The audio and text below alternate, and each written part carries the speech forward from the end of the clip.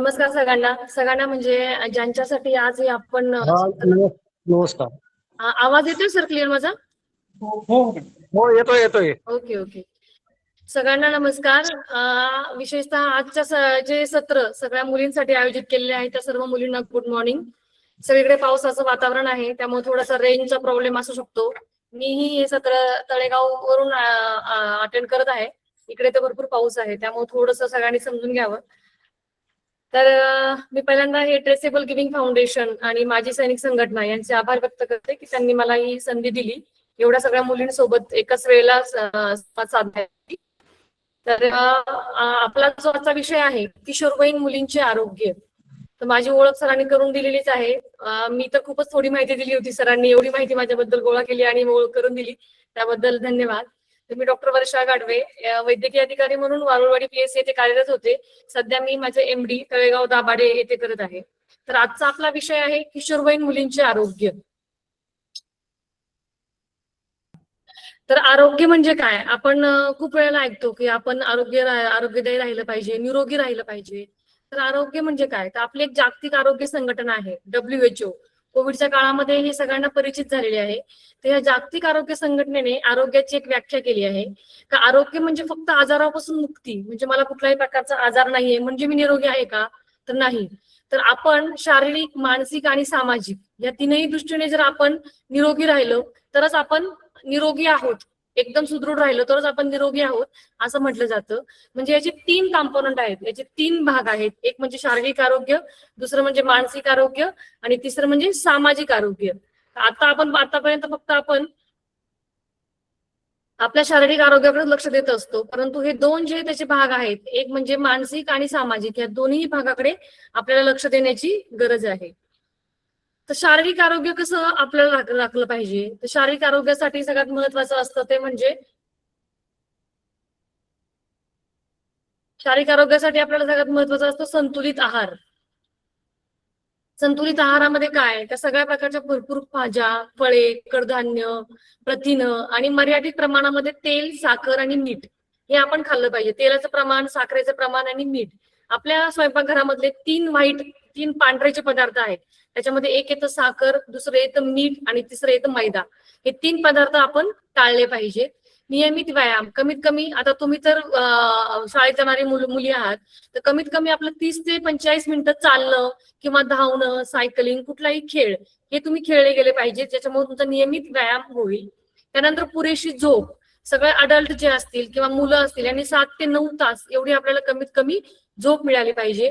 त्याचबरोबर शरीराला आवश्यक आहे पाणी. आपल्या शरीरामधले सर्व जे निरुपयोगी पदार्थ आहेत किंवा जे सगळे त्याचं कार्य संपलेलं आहे असे पदार्थ शरीरातून बाहेर काढण्याचं काम जे आहे ते आपली किडनी करत असते आणि त्याकरता आपल्याला पुरेसं पाणी, कमीत कमी 3 ते 4 लिटर पाणी हे आपल्याला आवश्यक असतं.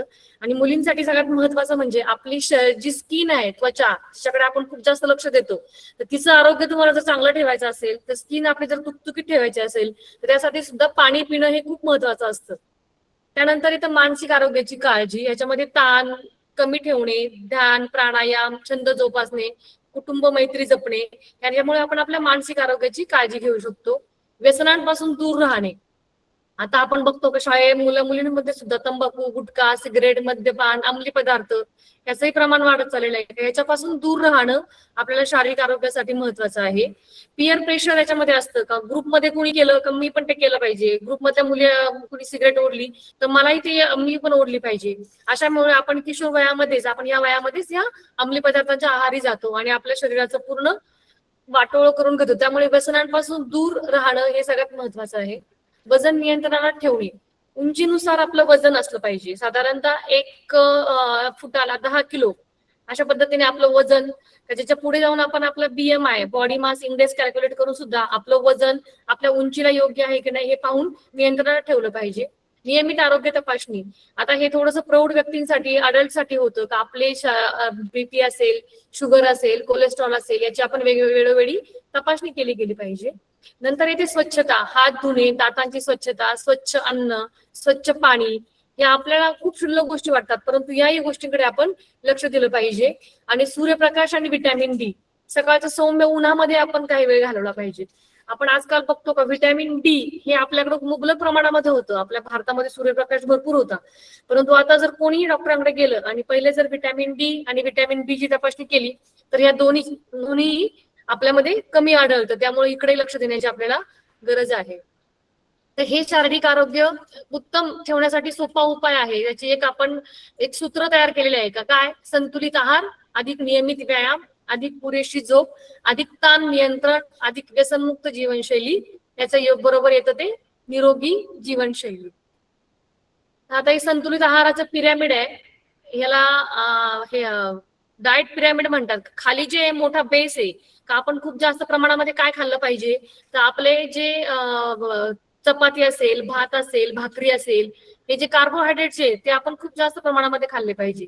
त्याच्यानंतर आपण काय खाल्लं पाहिजे, तर भाज्या, फळं हे आपण त्याच्यानंतर खाल्लं पाहिजे.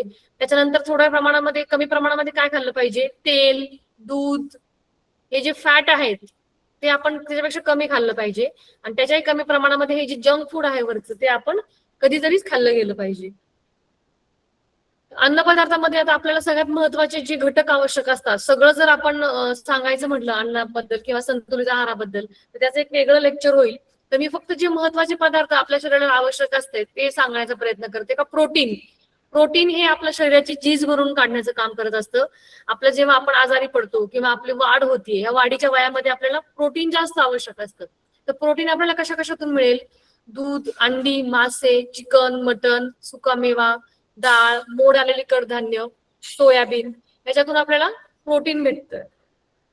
त्यानंतर लोहयुक्त पदार्थ, किशोरवयीन मुलींसाठी अतिशय महत्वाचं असणारं खनिज जे आहे ते आयर्न, लोहयुक्त पदार्थ. आपल्याला जो अॅनिमिया होतो, रक्तक्षय होतो, त्याच्यापासून वाचण्यासाठी आपल्याला हे आयर्न आपल्याला मदत करतं. तर हे आपल्याला कशामधून भेटतंय, तर हिरव्या पालेभाज्या, गूळ, खजूर, शेंगदाणे, नाचणी, सर्व प्रकारच्या हिरव्या पालेभाज्या, पालक असेल, मेथी असेल, या सर्वांमधून आपल्याला हे लोह भेटत आहे. त्यानंतर येतं कॅल्शियम. कॅल्शियम सुद्धा आपल्या हाडांच्या बळकटीसाठी आवश्यक असतं. हे कॅल्शियम आपल्याला कशातून भेटतंय, तर दही, नाचणी, दूध, बदाम, ह्या सगळ्यामधून आपल्याला हे कॅल्शियम भेटतंय. अंडी, त्यानंतर बाकीचे ड्रायफ्रूट, याच्यामधून आपल्याला कॅल्शियम भेटतं. तर हे जे महत्वाचे 3 पदार्थ आहेत हे जर आपण लक्षात ठेवले, याच्या पद्धतीने आपण जर अन्नाचं सेवन केलं तर नक्कीच आपला आहार हा संतुलित आहार होऊ शकतो. काय टाळावं, तर हे शुगरयुक्त जे थंड पेय आहेत, कोल्ड ड्रिंक्स आहेत, जे आजकाल खूप आपले फॅशन असते, कोका कोला, स्पिरिट, अमुक जे काय असेल ते, तर हे सगळे आपण टाळले पाहिजेत. त्याबरोबर जंक फूड मध्ये बाकीचं पिझ्झा, बर्गर किंवा वडापाव, हे जे वडापाव आणि जे बाकीचे आपले गाडीवर मिळणारे पदार्थ आहेत हे खूप वेळाला एकाच तेलामध्ये तळले जातात. आणि जेवढा जास्त वेळ आपण ते तेलामध्ये पदार्थ तळू तर त्याच्यामध्ये आपले हानिकारक पदार्थ आहे जे ज्याच्यामुळे कॅन्सर सुद्धा होऊ शकतो. अशा पदार्थांची वाढ होते. त्यामुळे हे जंक फूड आपण टाळलं पाहिजे. तर हे झालं आपलं आताशी एक कॉम्पोनंट, शारीरिक आरोग्य. आता मानसिक आरोग्य म्हणजे काय, तर कोविडच्या काळामध्ये आपण बघितलं का आपल्याला क्वारंटाईन राहायला लागलं, आपल्याला घरामध्ये एकाच ठिकाणी राहायला लागलं. त्यावेळेला मेंटल हेल्थ किती महत्वाची आहे, मानसिक आरोग्य किती महत्वाचं आहे याचं सगळ्यांना माहिती झालं. आणि अजूनही मानसिक आरोग्याकडे आपण पाहिजे तेवढं लक्ष देत नाही. परंतु जर पुढच्या काळामध्ये बघितलं तर हीच एक महत्वाचं साथरोग राहणार आहे का मानसिक आरोग्याची पॅन्डेमिक, जशी कोविडची पॅन्डेमिक आली तशी त्याची पॅन्डेमिक येणार आहे. त्यामुळे मानसिक आरोग्याकडे आपण खूप जास्त लक्ष देण्याची गरज आहे. हे कसं करता येईल आपल्याला, तर तणावाचे व्यवस्थापन करा, ध्यान, प्राणायाम किंवा शांतपणे काही मिनिटं श्वसनाचा सराव करा. आपण आताच 21 जूनला जो जागतिक आरोग्य दिन साजरा केला त्याच्यामध्ये प्राणायाम आपण शिकून घेतला पाहिजे. शाळेमध्ये प्रत्येक ठिकाणी साजरा झाला, तर हा आपण आपल्या रोजच्या ह्याच्यामध्ये वापर केला पाहिजे. कुटुंब, मित्रांशी संवाद ठेवा. विश्वासू व्यक्तीशी बोलल्याने मन हलके वाटू शकते. कोणीतरी आपलं पाहिजे का आपण ज्याला आपण आपल्या मनातलं सांगू शकतो, मनातलं बोलू शकतो. छंद जोपासा, वाचन, संगीत, चित्रकला, बागकाम किंवा आवडते काम करण्यासाठी वेळ काढा. आपल्या प्रत्येकामध्ये काहीतरी एक छंद हवा आहे, तर तो छंद आपण आपल्या रिकाम्या वेळेमध्ये जर केला तर निश्चित आपलं मेंटल हेल्थ, मानसिक आरोग्य खूप चांगले राहते. स्क्रीनचा वापर मर्यादित ठेवा. वेळी वेगवेगळे लेक्चर होऊ शकतं का मोबाईलचा वापर, तर त्यामुळे तुमच्या किशोरवयीन मुलींनी शक्यतो मोबाईलचा वापर हा कमीत कमी ठेवला पाहिजे. आणि झोपण्यापूर्वी तर अजिबातच मोबाईल वापरू नये. आपण झोपण्यापूर्वी साधारणतः 1 ते 2 तास हा मोबाईल दूर ठेवला पाहिजे. जर झोपायच्या वेळेला आपण मोबाईल बघत राहिलो तर झोप शांत लागत नाही. ते जे स्क्रीन फिरत असते ती आपल्या डोळ्यापुढे, आपल्या मेंदूच्या याच्या पुढे तसं चालू राहते. त्यामुळे झोपण्याच्याही आपल्याला डिस्टर्बन्सेस होऊ शकतात. स्वतःसाठी वास्तववादी ध्येय ठेवा. कामाचे छोटे टप्पे करा आणि स्वतःच्या प्रगतीचे कौतुक करा. आपल्याला जर काही अचीव्ह करायचं असेल तर एकदम मोठं ध्येय न ठेवता, एखादी जर 5वी ला मुलगी असेल तर मला 10वी मध्ये 90% मार्क पाडायचे, असं एकदम मोठं ध्येय न ठेवता मला 6वी ला एवढे पडले पाहिजे, 7वी ला एवढे पडले पाहिजे, असे छोटे छोटे टप्पे करा. आपण ते अचीव्ह केलं, आपल्याला ते मिळालं तर स्वतः कौतुक करायला शिका. व्यसनांपासून दूर राहा. परत परत तोच शारीरिक आणि मानसिक आरोग्यावर सुद्धा हे व्यसन खूप जास्त परिणाम करतात आणि गरज वाटल्यास मदत घ्या. दीर्घकाळ उदासी, चिंता, दैनंदिन जीवनावर परिणाम करणारा ताण जाणवत असेल तर मानसिक आरोग्य तज्ञांचा सल्ला घ्या. डिप्रेशन हे सध्या खूप जास्त कॉमनली वापरला जाणारा शब्द आहे. तर डिप्रेशन म्हणजे काय? खूप उदासी वाटते. एक दिवस उदासी वाटत असेल तर लगेच डिप्रेशन आपण म्हणू शकत नाही. पण रोजच आपल्याला शाळेत यायला नकोसं वाटतंय, अभ्यास करायला नको वाटतंय. त्याच्यामुळे आपले जे डेली रुटीन आहे, जे दैनंदिन काम आहे, त्याच्यावरती आपला परिणाम होतोय आणि हे जवळपास महिनाभर 2 महिने चालू आहे. हे जर असेल तर नक्कीच हे डिप्रेशनचं एक लक्षण असतं. आता हे झालं आपलं मानसिक आरोग्य. आणि तिसरा जो महत्वाचा टप्पा आहे, महत्वाचा जो घटक आहे आपल्या निरोगी जीवनशैलीचा, तो म्हणजे सामाजिक आरोग्य.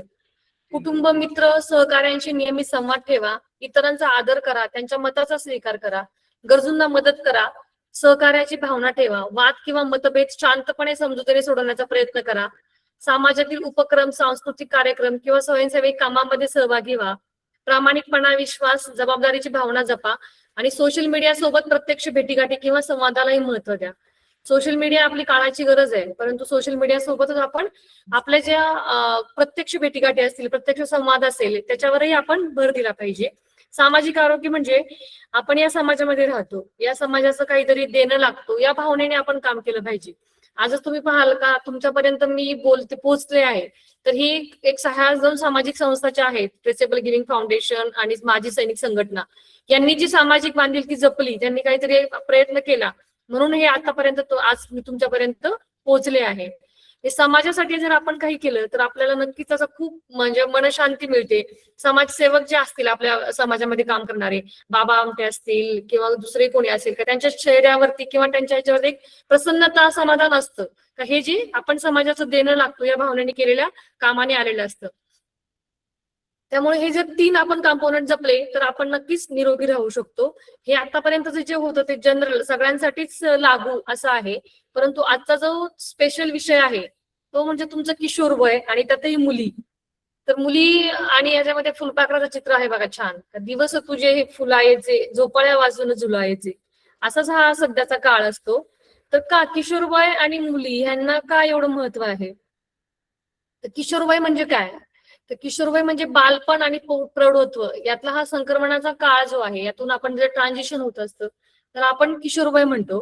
तर साधारणतः 10 ते 19 वर्ष हा किशोरवय मानला जातो. तर या काळामध्ये अनेक बदल होतात.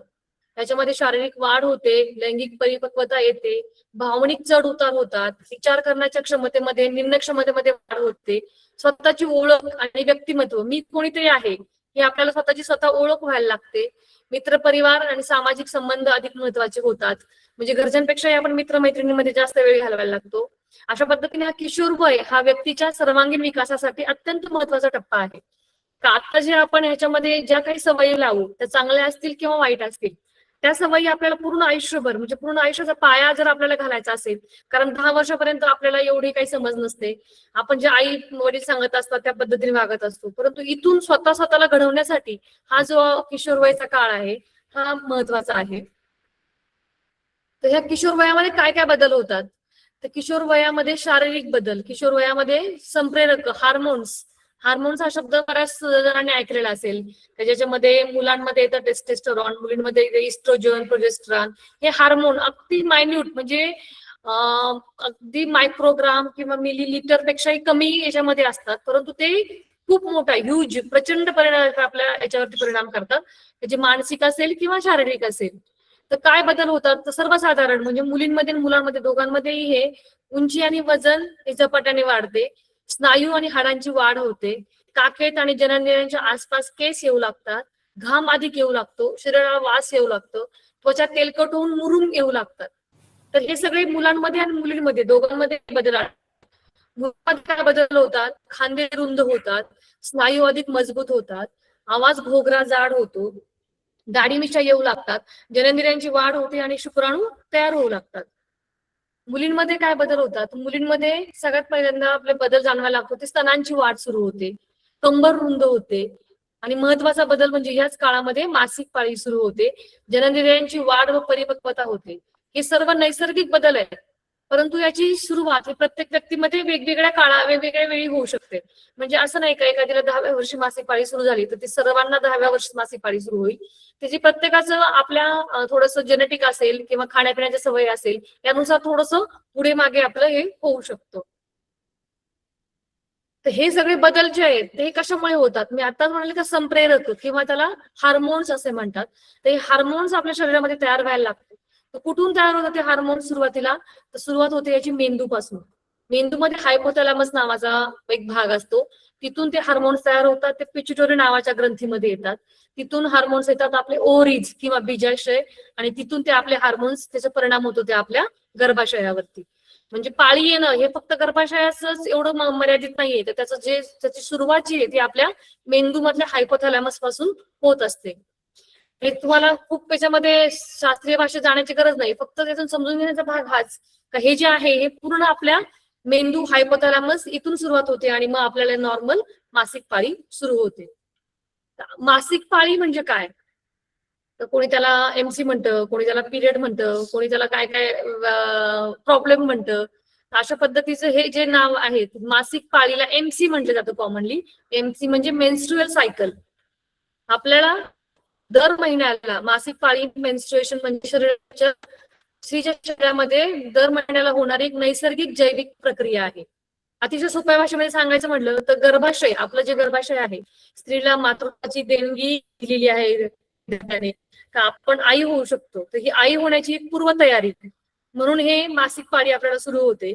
तर दर महिन्याला गर्भधारणेसाठी गर्भाशयाच्या आतल्या बाजूस रक्त आणि उतींचा एक मऊ थर तयार होतो आणि जर त्या महिन्यामध्ये गर्भधारणा झाली नाही तर हा थर शरीराला आवश्यक राहत नाही. मग हा थर रक्तासह योनी मार्गातून बाहेर पडतो. यालाच मासिक पाळी किंवा पाळी असं म्हणतात. तर याच्याबद्दल काय सामान्यतः माहिती? तर ही मासिक पाळी साधारणतः 10 ते 15 वर्षाच्या वयात येऊ शकते. आजकालचा जो काळ आहे मासिक पाळीचा तो खूप अलीकडं अगदी 10, 11, 9 ह्या वयापर्यंतही मुलींना मासिक पाळी सुरू झालेली आहे. याचे कारण म्हणजे ओबेसिटी, मुलींमध्ये वाढणारा स्थूलपणा, शारीरिक हालचालींचा अभाव, त्याच्यानंतर जंक फूडचं खाणं, सोशल मीडिया जास्त वापरणं, मोबाईल बघणं, या सर्व काळांमध्ये मुलींचे मासिक पाळीचं वय कमी झालेलं आहे. तर हे मासिक चक्राचा कालावधी हा साधारणतः 21 ते 35 दिवसांचा असतो. म्हणजे 21 दिवसांनी आपल्याला परत पिरियड यायला पाहिजे. 21 ते 35 हा नॉर्मल कालावधी आहे. हा जो रक्तस्राव आहे तो 2 ते 7 दिवस चालतो. हे जे मासिक पाळीचं चक्र आहे त्या याच्यातले पूर्ण 28 दिवसाचं चक्र याच्यामध्ये दाखवलं आहे. 5 दिवस हे मासिक पाळी म्हणजे रक्तस्राव होतो, नंतर पुन्हा गर्भाचं अस्तर तयार होऊन जातं. 14व्या दिवशी आपल्या शरीरातून बीज बाहेर पडतं. जर ते बीज फलन झालं नाही तर ते अस्तर थोडं थोडं सुटायला लागतं आणि पुन्हा 1 तारखेला पुन्हा ते अस्तर पूर्णपणे बाहेर पडतं आणि आपल्याला पिरियड्स येतात. पहिल्या दिवशी पिरियड्स येतात. तर पाळीच्या दरम्यान काय नॉर्मल असतं, काय ॲबनॉर्मल असतं, काय कधी आपण त्याच्याकडे दुर्लक्ष केलं पाहिजे, कधी आपण दवाखान्यात गेलं पाहिजे, डॉक्टरांची मदत घेतली पाहिजे. तर पोटदुखी किंवा बारीकशा कळा, कंबरदुखी, थकवा, मनस्थितीत बदल, स्तनांमध्ये जडपणा किंवा दुखणं हे कॉमन लक्षणं आहेत, हे आपल्याला जाणवू शकतात. ही पूर्ण नैसर्गिक निरोगी शारीरिक प्रक्रिया आहे. मात्र खूप जास्त रक्तस्राव, अत्यंत तीव्र वेदना आणि अनेक महिने पाणी नाही येणं यासारख्या समस्या जर असल्या तर आपण डॉक्टरांचा सल्ला घ्यायला हवा. ही कॉमन आढळणारी लक्षणं आहे मासिक पाळीच्या दरम्यान. मूड स्विंग्स, मूड बदलतात. कधी कधी खूप फ्रेश वाटतं, कधी कधी एकदमच डिप्रेस वाटतं, कुठल्या कामामध्ये लक्ष लागत नाही, कंटाळा येतो, पोटामध्ये कळा येतात, उलटीसारखं होतं, कधी कधी जास्त भूक लागते, चेहऱ्यावरती पिंपल येतात, लूज मोशन्स, जुलाब होतात, छातीमध्ये आपल्याला थोडस जडपणा जाणवतो, डोकं दुखतं, पोट दुखतं, ही सगळी सामान्य लक्षणं आहेत. त्या मासिक पाळीच्या दरम्यान आपण काय स्वच्छता ठेवली पाहिजे? तर एक तर आता मासिक पाळीच्या दरम्यान सगळेच जण आजकाल पॅडच वापरतात. पूर्वी जे कापडा वापरला जायचा किंवा बाकीचं तर हे बंद होऊन सध्या खूप वेगवेगळ्या प्रकारचे मासिक पाळी सध्या तर मुलींमध्ये तरी पॅड वापरणं हे सगळं सुरक्षित आहे. तर हे जे पॅड आहे हे कमीत कमी आपण 6 ते 8 तासांनी बदललं पाहिजे.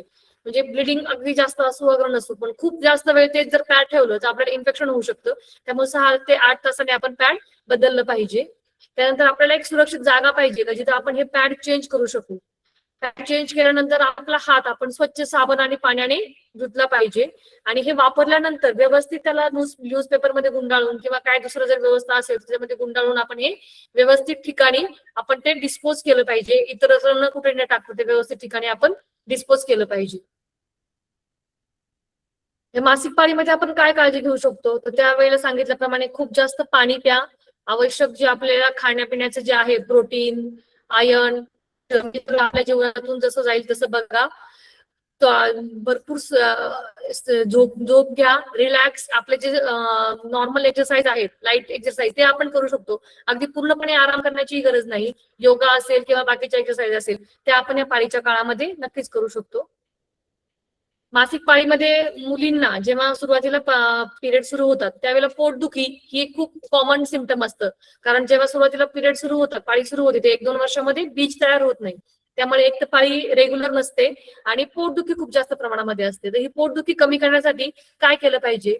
वॉक, थोडंसं चालण्याचा व्यायाम करा. आपल्या गरम पाण्याच्या पिशवीने शेका.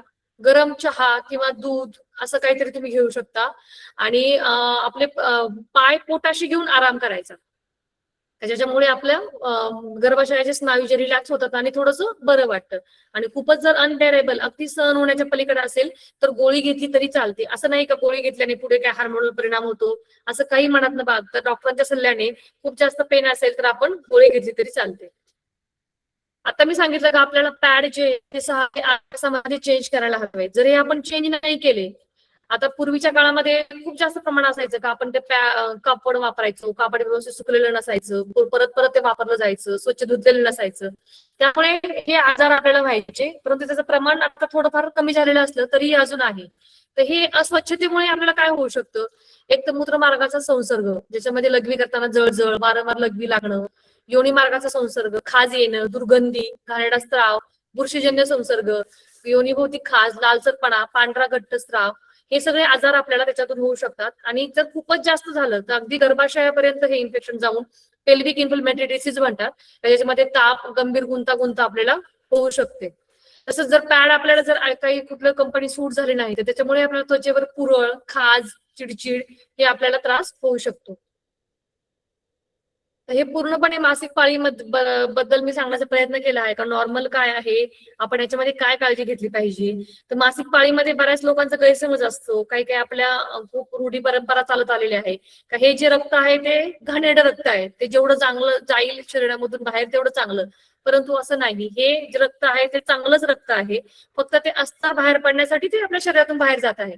त्यामुळे जेवढा जास्त रक्तस्राव तेवढं चांगलं असं न बाळगता 2 ते 7 दिवस आणि तेही दिवसाला 2 ते 3 पॅड एवढाच रक्तस्राव हा नॉर्मल असतो. याच्या जास्त रक्तस्राव जर झाला त्याच्यानंतर आपल्याला पाळी येऊन गेल्यानंतर आपल्याला अशक्तपणा जाणवतोय, थकवा, दम लागतोय, तर आपण नक्कीच यासाठी डॉक्टरांचा सल्ला घेतला पाहिजे. हे झाले आपले मासिक पाळीबद्दल. आता आपण बोलूया का महिलांमध्ये, म्हणजे किशोरवयी तर आहेतच परंतु त्याच्याही पुढे आता तुम्ही एक अडल्ट महिला, एक प्रौढ महिला होणार आहात. तर महिलांमध्ये जे सामान्यतः आढळणारे जे आजार आहेत, 3 महत्वाच्या आजारांबद्दल आपण आज बोलणार आहोत. सर्वात महत्वाचा आहे तो अॅनिमिया, दुसरा आहे तो स्तनाचा कर्करोग आणि तिसरा आहे गर्भाशयाचा कर्करोग. अॅनिमिया म्हणजेच रक्तक्षय. तर रक्ताची कमतरता ही आपल्या प्रत्येक, जर आपण रक्त चेक केलं तर 50% महिलांमध्ये हा अॅनिमिया म्हणजे जे स्टँडर्ड हिमोग्लोबिनचं प्रमाण हे 11च्या पुढे हवं तर ते आपल्या शरीरामध्ये नक्कीच कमी असतं. तर आपल्यापैकी प्रत्येकाला कधी ना कधी अशक्तपणा, चक्कर येणं, थकवा येणं किंवा त्यांना धाप लागणं, धडधड वाढणं, हे आजार हे जे लक्षण आहे हे कधी ना कधी जाणवत असतात. यालाच म्हणतात का अॅनिमिया. तर अॅनिमियाची काय कारण असतात तर आपल्याला जे आता सांगितलं की मासिक पाळीमध्ये जो रक्तस्राव होतो, त्यानंतर महिलांमध्ये डिलिव्हरीमध्ये जो रक्तस्राव होतो, त्यामुळे ह्या अॅनिमियाचं प्रमाण महिलांमध्ये खूप जास्त असतं. आयर्नची कमतरता, खाण्यामधून आपण आयर्न कमी खातोय, व्हिटॅमिन B12 किंवा फॉलिक ऍसिडची कमतरता, खूप काही आजार असेल आणि आहार अपुरा असेल, हे आपल्याला ह्याची कारणं आहेत. तर हे याचे उपचार जे आहेत ते शक्यतो जी कारण आहेत त्याच्यावरती अवलंबून असतात. जर रक्तस्राव जास्त होत असेल तर त्याची आपल्याला ट्रीटमेंट घ्यावी लागते. खाण्यामध्ये आता जे सांगितलं आयर्न युक्त जे काय असेल ते हिरव्या पालेभाज्या, चणे, गूळ, खजूर हे आपण खाल्लं पाहिजे. आणि आवश्यकता असल्यास लोहाच्या गोळ्या ज्या शक्यतो शाळांमध्ये विब्स weekly iron folic acid supplementation programme एक निळी गोळी आपल्याला दिली जाते. तर ती शक्यतो आपण रोज जी आठवड्यातून एकदा जी दिली जाते ती आपण न चुकता आठवणीने खाल्ली पाहिजे. नंतरचा जो आजार आहे तो स्तनाचा कर्करोग. आपला भारत हा जगामध्ये जवळपास 1/3 जे पेशंट आहेत स्तनाच्या कर्करोगाचे, ब्रेस्ट कॅन्सरचे, ते आपल्या भारतामध्ये सापडतात. आणि कर्करोग म्हणजे काय, का कुठल्याही ज्या पेशी असतील, सेल्स असतील, त्या अनियंत्रित वाढ होऊन त्याची बाकीचे जे अवयव असतील त्यांना हानी करतात. त्या एकदम अनकंट्रोल वाढतात, त्याला म्हणायचं कर्करोग. तर हा जो स्तनाचा कर्करोग आहे हा असा आहे का जर योग्य वेळी निदानाने उपचार झाल्यास हा पेशंट जो आहे तो पूर्णपणे बरा होऊ शकतो. मग याच्यामध्ये काय याची लक्षणं असतात, तर स्तनांमध्ये नवीन गाठ किंवा कडकपणा जाणवणे, स्तनाचा आकार किंवा स्वरूप बदलणे, स्तनावरील त्वचा सुरकुतल्यासारखे किंवा खळग्यासारखे दिसणे, स्तनाग्र आत ओढले जाणे, स्तनाग्रातून रक्त मिश्रित किंवा असामान्य स्त्राव येणे, बगलेमध्ये गाठी येणे आणि सतत स्तनामध्ये वेदना राहणे. ही जी आहे ती या ब्रेस्ट कॅन्सरची प्रमुख लक्षणं आहेत. आणि हा कोणामध्ये जास्त याची जोखीम आहे, तर वय जास्त असेल, जर कुटुंबामध्ये फॅमिलीमध्ये आईला मावशीला जर कोणाला असं जर हिस्ट्री असेल तर त्याच्यामध्ये त्याचा आनुवंशिक बदल काय असेल तर त्याची जोखीम वाढते. लठ्ठपणामध्ये अभाव, तर या सगळ्यांमुळे या स्तनाच्या कर्करोगाची जोखीम वाढते. हे स्तनाच्या कर्करोगापासून वाचण्यासाठी आता तुम्ही सगळ्या शाळेतील मुली आहेत तर एक खूप महत्वाची टेस्ट आहे. टेस्ट म्हणजे अशी का जी तुम्ही घरच्या घरी करू शकता. आणि जर ती तुम्ही केली का त्याच्या आपल्याला नक्की काही आपल्या छातीमध्ये स्तनामध्ये काही फरक जाणवतोय का हे आपल्याला जर आपण तपासलं तर आपण नक्कीच त्याच्यापासून दूर राहू शकतो. त्याला म्हणतात सेल्फ ब्रेस्ट एक्झामिनेशन, SBE असं नाव आहे. जे साधारणतः पाळीच्या नंतर एक दिवस आपण ठरवायचा, तो 10वा दिवस असेल किंवा 15वा दिवस असेल, आणि आरशा पुढे उभं राहून आपल्या दोन्ही स्तनांची आपण आपल्या हाताने तपासणी करायची. का कुठे गाठ लागतेय का, कुठे काही आकार बदलला आहे का, कुठे काही आपलं संत्र कसं असतं संत्रासारखी स्किन दिसतीये का, अशी जरी काही लक्षणं आपल्याला आढळली तर हे आपण लगेचच आपल्या दवाखान्यामध्ये जाऊन आपण डॉक्टरांचा सल्ला घेतला पाहिजे.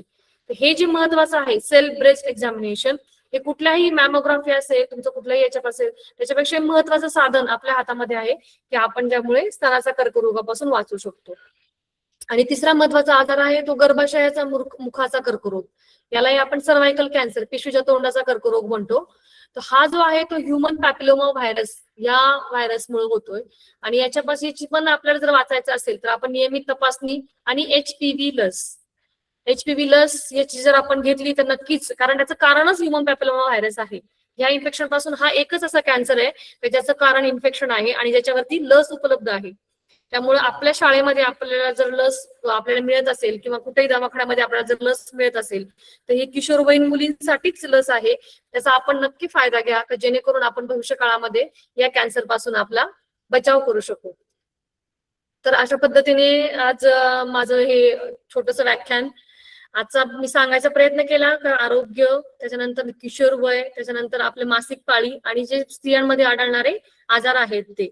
तर माझं सगळ्यांना सर्व मुलींना असं आव्हान असेल का ही माहिती तुम्ही आपल्यापर्यंतच नाही ठेवता, अगदी घरी जाऊनही आता ज्याच्या मी सांगितलं का सेल्फ ब्रेस्ट एक्झामिनेशन असेल किंवा सर्व्हायकल कॅन्सर असेल, हे आपल्या आईला आपल्या आजूबाजूच्या महिलांना याबद्दल माहिती द्या आणि सर्वांना मिळून याच्यापासून कसं आपण आपला बचाव करू शकू याचा प्रयत्न करा.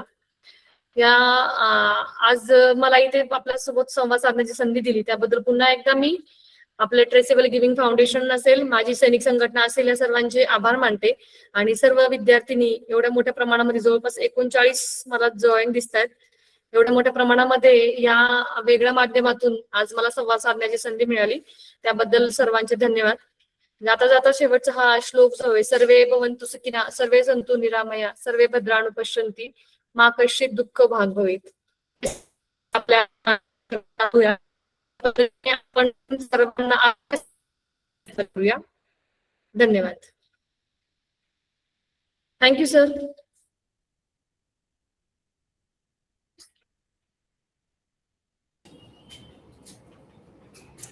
Thank you Varsha madam. Praveen sir. Thank you ma'am.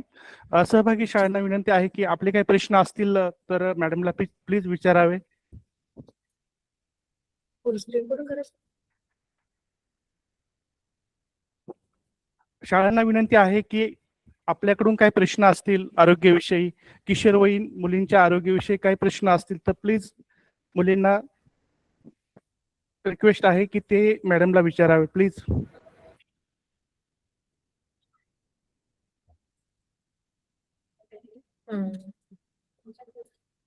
त्याचं पण घे. किसी को कोई प्रश्न है जिसको हेलो? पूछना है मैडम से? Teachers, good morning doctor. Yes, from Chalakwadi. बोलो बेटा. मॅडम पीसीओडी पीसीएस काय असतं? PCOD PCS. हा. पीसीओडी पीसीएस म्हणजेच पॉलिसिस्टिक कोव्हॅरियन डिसीज किंवा पॉलिसिस्टिक कोव्हॅरियन सिंड्रोम. तर मी जे सांगितलं ना का आपल्या शरीरामधून दर महिन्याला एक बीज बाहेर पडतं. तर पीसीओएस मध्ये काय होतं का खूप सारे बीज तयार होतात, खूप सारे सिस्ट तयार होतात. ऍक्च्युली त्यातून बीज बाहेरच पडत नाही, पण फक्त पोकळी तयार होते आणि त्याच्यातून बीज बाहेर न पडण्यामुळं आपलं जे हे मासिक चक्र आहे महिन्याचं ते आपलं व्यवस्थित होत नाही आणि पाळी इरेग्युलर असते. तर हे पीसीओएस हा प्रमाण सध्या किशोरवयीन मुलींमध्ये खूप जास्त वाढत आहे. याचं महत्वाचं कारण म्हणजे शारीरिक हालचालींचा अभाव. तुमचं जे व्यायाम बंद झालाय, तुमचं जे मुवमेंट बंद झाली आहे आणि मोबाईलवर बसायचं, टीव्ही बघत बसायचं, याच्यामुळे वजन वाढलं का हा पीसीओचं प्रमाण आपल्यामध्ये वाढत जातं. याच्यापासून जर तुम्हाला वाचायचं असेल तर नियमित व्यायाम हे महत्वाचं याच्यामध्ये सोल्युशन आहे. Thank you madam. थँक्यू. लखन गांव से क्वेश्चन है पूर्वेश.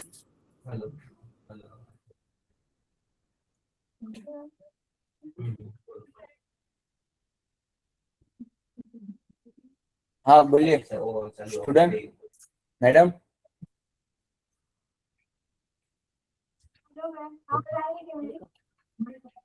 आप थोड़ा सेंटर में आ सकते हो बेटा? आप दिख नहीं रहे हो.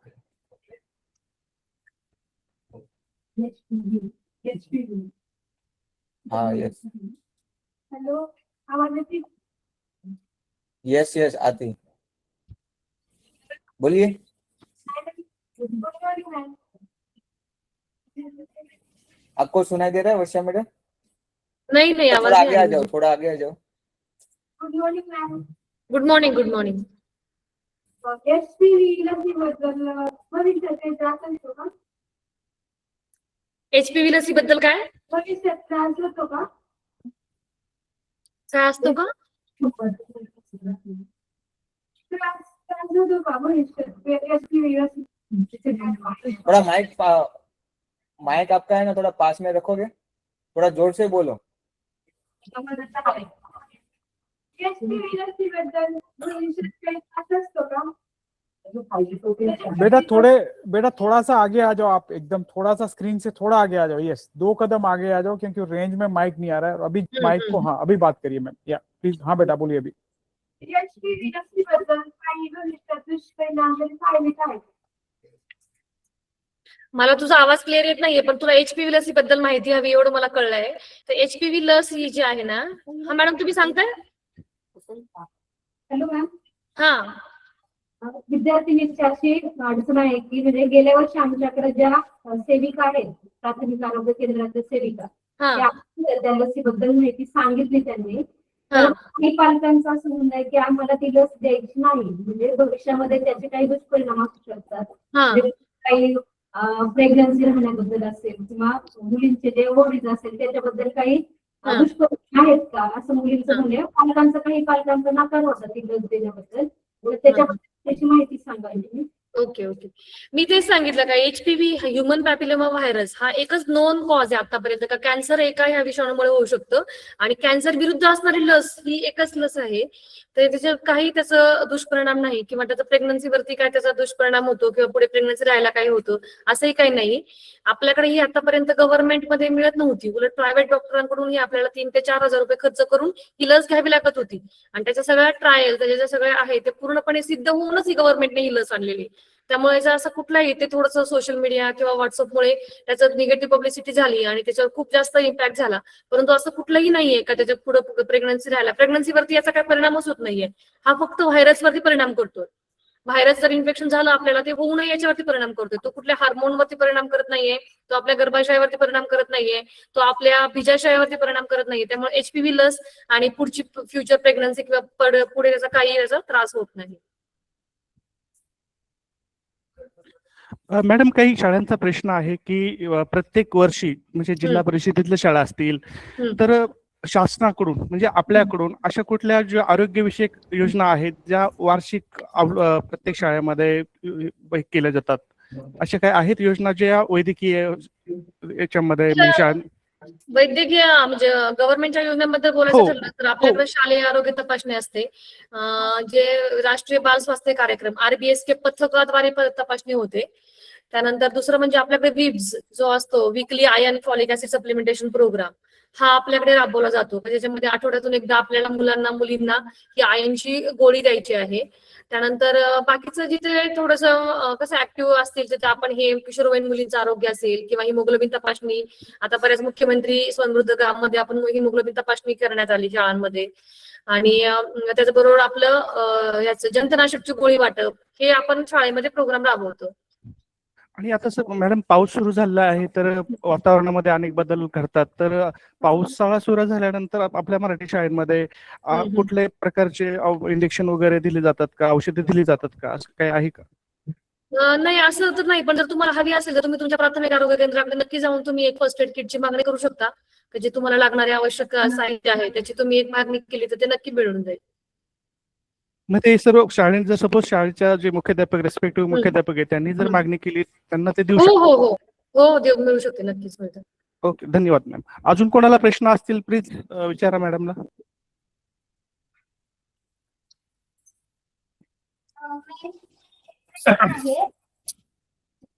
मला एक प्रश्न आहे की आपण कप यूज करतो पिरियड्स आल्यावरती, पॅड यूज करतो, पिरियड्स पॅड यूज करतो, तर त्यामध्ये सर्वात जास्त सेफ काय आहे म्हणजे? अरे वा, मला फार छान वाटलं का तुला एवढं सगळे ऑप्शन्स माहिती आहे. मी ते ऑप्शन्स मुद्दाम सांगितले नाही कारण मला अशी अपेक्षा नव्हती का तुमच्यापर्यंत एवढे सगळे ऑप्शन पोहोचले असतील. तर मी मगाशी सांगितलं का जे मी मुलींमध्ये सांगितलंय, मुलींसाठी किशोरवयीन मुलींसाठी सगळ्यात सेफ जे आहे ते पॅड आहे. मेन्स्ट्रुअल कप असेल, हे थोडेसे अडल्ट झाल्यानंतर 18 वर्षाच्या पुढे तुम्ही गेला तर तुम्ही मेन्स्ट्रुअल कप हा पण खूप छान ऑप्शन आहे. पण साधारणतः थोडासा अडल्ट 18 वर्षाच्या पुढे गेल्यानंतर तुम्ही मेन्स्ट्रुअल कप वापरू शकता. आणि पॅन्टीज म्हणजे हे खूप कमी ब्लिडिंग असेल तर पॅन्टीज वापरू शकता. परंतु आपल्याला थोडंसं हेवी ब्लिडिंग असतं त्यामुळे पॅड हेच सध्या आपल्यासाठी चांगलं ऑप्शन आहे जे आपण वेळच्या वेळी बदललं पाहिजे. थँक्यू.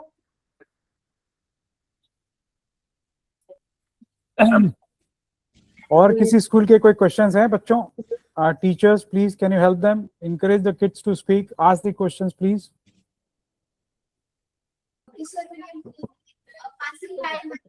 स्वच्छता कायम आहे, त्यांचं सगळी राहत असं पाहिजे याचं मार्गदर्शन केलं आणि जे खरंच खूप गरजेचं होतं तर या मार्गदर्शन केलं. तर या मार्गदर्शनासाठी तुमचे खूप आभार आणि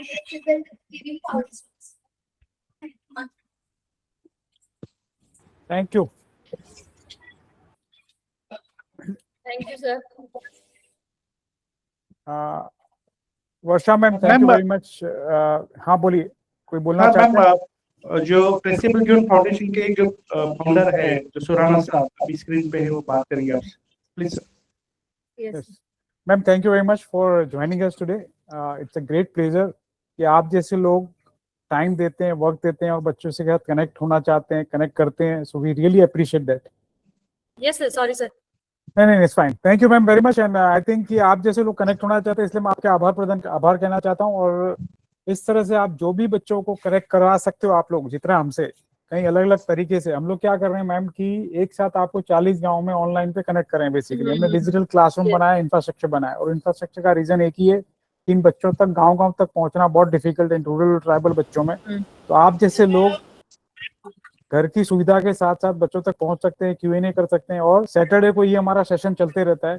सो मैम वापस हमें जरूर गिरेगी, जब कोई रिवीजन आएगा, जब सपोर्ट होगा तो हम कुछ महीनों में वापस आपको कनेक्ट करेंगे. और चाहेंगे कि आप हमारे साथ जुड़े रहें।